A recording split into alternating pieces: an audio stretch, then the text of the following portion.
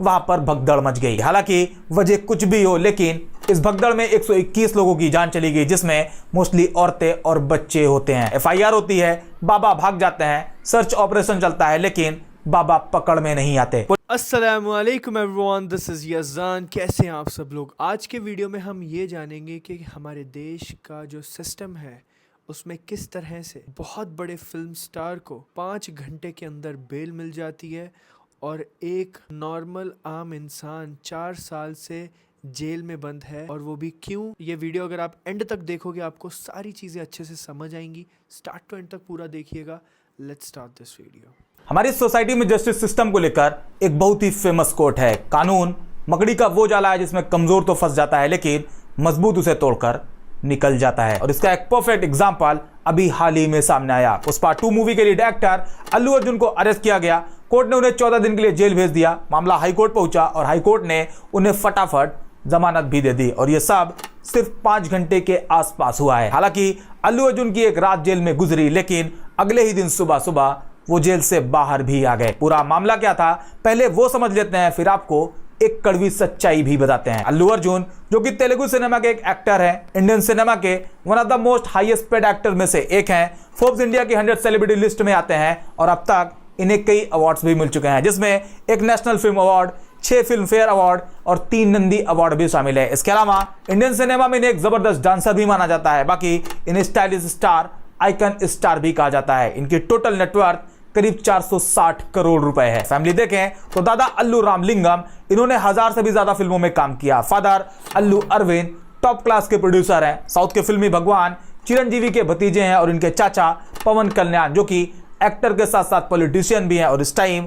आंध्रा के deputy chief minister हैं। मतलब अल्लू अर्जुन टैलेंट, पैसा, पावर, हर एक एंगल से एक बेहद ही स्ट्रॉन्ग पर्सनालिटी है। और अभी हाल ही में अल्लू अर्जुन की एक मूवी आती है पुष्पा 2, जो कि इस टाइम बॉक्स ऑफिस पर धमाल मचा रही है, और उनकी यही पुष्पा 2 उनकी गिरफ्तारी की वजह बन जाती है। दरअसल 4 दिसंबर को हैदराबाद के संध्या थिएटर में पुष्पा 2 का प्रीमियर रखा गया। भारी भीड़ वहां पर पहुंच गई। पुलिस के मुताबिक रात के करीब 9:30 बजे अल्लू अर्जुन बगैर इन्फॉर्म किए वहां पर पहुंच जाते हैं। चूंकि भीड़ ज्यादा थी और वो अल्लू अर्जुन को देखकर उनकी तरफ टूट पड़ी, और इस चक्कर में वहां पर भगदड़ मच गई। और उस भगदड़ में एक 39 साल की लेडी जिनका नाम रेवती था, वो अपनी फैमिली के साथ वहां पर गई हुई थी, वो उस भगदड़ के चपेट में आ गई और इलाज के दौरान उनकी मौत हो गई, जबकि उनके एक 9 साल के बेटे को सीरियस इंजरीज आई। अगले दिन 5 दिसंबर को हैदराबाद पुलिस स्टेशन में इसे लेकर शिकायत डाली गई, और इस पूरे भगदड़ के लिए मैनेजमेंट को जिम्मेदार बताया गया। फिर अगले दिन 6 दिसंबर को अल्लू अर्जुन सामने आते हैं और रेवती की मौत के बदले 25 लाख रुपए देने की बात कहते हैं। चूंकि एफआईआर हो चुकी थी, ऐसे में एक्शन तो होना ही था। और 9 दिसंबर को थिएटर के partner M Sandeep, manager Nagaraju और एक एम्प्लॉई विजय चंद्र को अरेस्ट कर लिया गया। लेकिन मामला यहीं पर खत्म नहीं होता। 12 दिसंबर को अल्लू अर्जुन तेलंगाना हाईकोर्ट में एक याचिका डालते हैं, जिसमें इस पूरे मामले से उनका नाम हटाने की अपील करी जाती है। नाम हटता या नहीं यह बात की बात होती है, लेकिन उससे पहले ही 13 दिसंबर को अल्लू को अरेस्ट कर लिया गया, और यहां पर गिरफ्तारी से लेकर जमानत तक की सारी कहानी मजबूत मकड़ी के जाले को तोड़कर निकल जाता है, इसकी हकीकत बयान करता है। दोपहर के करीब 12 बजे हैदराबाद में अल्लू अर्जुन के बंगले पर अचानक से पुलिस पहुंचती है। अल्लू अर्जुन पुष्पा के फेमस डायलॉग फ्लावर नहीं फायर हमें लिखी हुई टी शर्ट पहनकर नीचे उतरते हैं, और पुलिस उन्हें गिरफ्तार कर लेती है। गिरफ्तार करने के बाद उन्हें चिक्कड़पुली पुलिस स्टेशन ले जाया जाता है, और करीब 4 बजे उन्हें 14 दिन के लिए जेल भी भेज दिया जाता है। अल्लू हाईकोर्ट पहुंचते हैं, और सिर्फ 1 घंटे बाद करीब 5 बजे हाईकोर्ट से उन्हें 4 हफ्ते के लिए जमानत भी मिल जाती है। कोर्ट में अल्लू के वकील की तरफ से जो कुछ स्ट्रॉन्ग पॉइंट रखे गए वो भी आपको बताता हूं। अल्लू के वकील ने कोर्ट में कहा कि थिएटर में घटना के टाइम पर अल्लू अर्जुन बालकनी पर थे, जबकि भगदड़ नीचे के फ्लोर पर हुई। इस पॉइंट को आप याद रखिएगा, ये आगे अभी और भी काम आने वाला है। इसके अलावा अल्लू के वकील की तरफ से एक और इंसिडेंट को पॉइंट आउट किया गया। वो कहते हैं कि साल 2017 में शाहरुख खान अपनी एक मूवी रईस के प्रमोशन के लिए बाई ट्रेन मुंबई से दिल्ली जा रहे थे। गुजरात के बड़ोदरा स्टेशन पर उन्हें देखने के लिए भारी भीड़ जमा हो गई। शाहरुख भीड़ के बीच कुछ स्माइली बॉल और टी शर्ट फेंक देते हैं, और इसके बाद वहां पर भगदड़ मच जाती है, और उस भगदड़ में एक इंसान की मौत हो जाती है। वकील ने तर्क दिया कि शाहरुख पर भी एफआईआर हुई, लेकिन अप्रैल 2022 में गुजरात हाईकोर्ट ने इस केस को ही खारिज कर दिया। इस 2 पॉइंट के अलावा और भी तर्क रखे गए, बट फाइनली अल्लू अर्जुन को कोर्ट से जमानत मिल गई। अब आपको लगेगा यार वकील साहब ने तो सही ही कहा है, ऐसे में जमानत मिलनी ही थी, केस में कोई दम ही नहीं था और जाहिर सी बात है मौत तो भगदड़ की वजह से हुई है, अल्लू अर्जुन ने थोड़ी ना किसी को मारा है। आप यहां तक सोचें, उससे पहले भगदड़ की एक और स्टोरी जान लें। ये फेस आप जरूर जानते होंगे, नाम है भोले बाबा। इन्हें नारायण साकार हरि भी कहा जाता है, हालांकि इनका असली नाम है सूरजपाल सिंह। 2 जुलाई 2024 को बाबा यूपी के हाथरस में ऑर्गेनाइज एक सत्संग में पहुंचते हैं। ऑर्गेनाइजर का कहना था कि करीब 80,000 लोग आएंगे, लेकिन सत्संग में लोग आ जाते हैं करीब 2 लाख। खैर, सत्संग पूरा होता है, बाबा वहां से निकलते हैं और कहा जाता है कि लोग बाबा के चरणों की धूल लेने के लिए टूट पड़ते हैं और इस चक्कर में वहां पर भगदड़ मच जाती है। दूसरी थ्योरी बताती है कि बाबा के जाने के बाद भीड़ भी निकलना शुरू करती है। चूंकि भीड़ ज्यादा थी और निकलने का रास्ता छोटा था, ऐसे में वहां पर भगदड़ मच गई। हालांकि वजह कुछ भी हो, लेकिन इस भगदड़ में 121 लोगों की जान चली गई, जिसमें मोस्टली औरतें और बच्चे होते हैं। FIR होती है, बाबा भाग जाते हैं, सर्च ऑपरेशन चलता है, लेकिन बाबा पकड़ में नहीं आते। पुलिस इस मामले में 3200 पेज की चार्जशीट फाइल करती है, जिसमें 11 लोगों को एक्यूज बनाया गया, बट कहा गया कि चार्जशीट से भोले बाबा का नाम ही हटा दिया गया। मतलब अल्लू अर्जुन के केस में जमानत मिल गई, शाहरुख खान का केस खारिज कर दिया गया, सूरजपाल सिंह उर्फ नारायण साकार हरि उर्फ भोले बाबा अरेस्ट ही नहीं हुए। ऐसे में एक सवाल आता है कि जब कुछ होना ही नहीं है तो पुलिस गिरफ्तार क्यों करती है? उन्हें करना ही नहीं चाहिए। तो ऐसा बिल्कुल भी नहीं है, बल्कि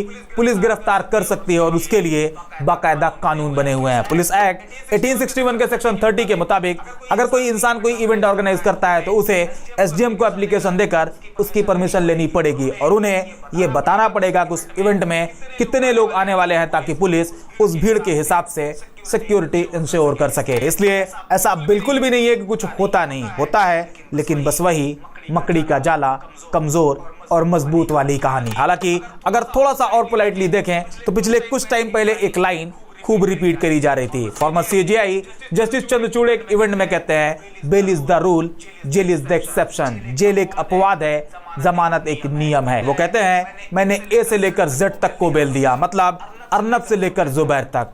बात बिल्कुल सही है। अब अगर इसे अल्लू अर्जुन के केस पर अप्लाई करें तो जमानत एक नियम है, इस हिसाब से ये बिल्कुल भी सही है। बट वेट, कहानी में ट्विस्ट अब आने वाला है। अब ये फेस देखें, इन्हें आप जरूर जानते होंगे, नाम है उमर खालिद। पिछले 4 साल से ये जेल में है। इन पर दिल्ली दंगा के मास्टरमाइंड होने का आरोप लगा है। इन्हें अब तक जमानत नहीं मिली है। ये जब भी बेल पिटीशन फाइल करते हैं तो उसे या तो रिजेक्ट कर दिया जाता है या फिर उस पर सुनवाई ही नहीं हो पाती। और इस तरह पिछले 4 साल से उमर खालिद बगैर किसी ट्रायल के आज भी जेल में है। अब अगर अल्लू अर्जुन के वकील के उस पॉइंट को फिर से देखा जाए जिसमें वो कहते हैं कि अल्लू अर्जुन बालकनी पर थे जबकि भगदड़ नीचे के फ्लोर पर हुई, इसलिए उन्हें जमानत मिलनी चाहिए। इस बेसिस पर जब दिल्ली दंगा हुआ तो उमर खालिद दंगे की जगह पर मौजूद ही नहीं थे, फिर इन्हें जमानत क्यों नहीं? दूसरा, अगर बेल इज अ रूल तो फिर ये रूल उमर खालिद के केस में अप्लाई क्यों नहीं होता? उन्हें बेल क्यों नहीं दी जाती, जबकि अल्लू अर्जुन के केस में इसे बखूबी फॉलो किया जाता है? इसी तरह कई और सवाल है, लेकिन शायद जवाब एक ही है। कानून मकड़ी का वो जाला है जिसमें कमजोर तो फंस जाता है, लेकिन मजबूत उसे तोड़कर निकल जाता है। अल्लू अर्जुन, शाहरुख खान, ये बड़े लोग हैं, पावर है, पैसा है, हर तरह से मजबूत है, जबकि उमर खालिद कमजोर है। ना ही उसके पास पैसा है, ना ही कोई स्ट्रांग फैमिली बैकग्राउंड और ना ही कोई पॉलिटिकल सपोर्ट। और जहां अल्लू अर्जुन सिर्फ 5 घंटे में गिरफ्तार भी होते हैं और जमानत भी मिल जाती है, वही उमर खालिद पिछले 4 साल से आज भी जमानत के इंतजार में है। उम्मीद करते हैं ये बात आपके समझ में जरूर आई होगी। अगर हाँ तो लाइक और शेयर जरूर करें, बाकी कमेंट में अपने विचार जरूर बताएं। मिलते हैं नेक्स्ट वीडियो में एक और। तो गाइस, ये था हमारा रिएक्शन। एंड उमर खालिद 4 साल से जेल में है। उसके मॉम डैड कितना ज़्यादा कोशिश कर रहे हैं, ट्राई कर रहे हैं कि सुप्रीम कोर्ट में, हाई कोर्ट में सुनवाई हो, एटलीस्ट सुनवाई हो के उसके बारे में केस स्टार्ट हो या फिर एटलीस्ट उसको बेल मिले, बट उसको बेल नहीं मिल रही है और उसका केस भी नहीं लिया जा रहा है अभी तक। एंड दूसरी तरफ जो ये बहुत बड़े बड़े लोग हैं, उनका केस एकदम से ले लिया जाता है या तो फिर उनको केस से निकाल दिया जाता है, बरी कर दिया जाता है।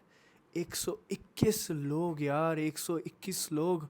मेरे को तो आज पता चला हाथरस की जो वो बात कर रहे हैं, 121 लोग, औरतें, बच्चे। या अल्लाह, बहुत बड़ी बात है ये बिल्कुल भी छोटी बात नहीं है। हर चीज़ का मेजर रखना पड़ता है, हर चीज़ का ख्याल रखना चाहिए एंड हर किसी के ऊपर सेम रूल अप्लाई होना चाहिए, ये भी बहुत ज़्यादा इंपॉर्टेंट है। आई रियली विश कि उमर खालिद को जल्द से जल्द बेल मिले, उसके जो घर वाले हैं जो परेशान हैं उनकी परेशानी ख़त्म हो यार, इतने टाइम से 4 साल हो गए हैं। तो आप सब भी उसके लिए दुआ कीजिएगा इंशाअल्लाह। आपकी क्या राय है इस वीडियो के बारे में आप ज़रूर बताइएगा, और ओरिजिनल वीडियो का लिंक डिस्क्रिप्शन में है, मैक्रास की वीडियो है। अस्सलामु अलैकुम वरहमतुल्लाहि वबरकातुहू।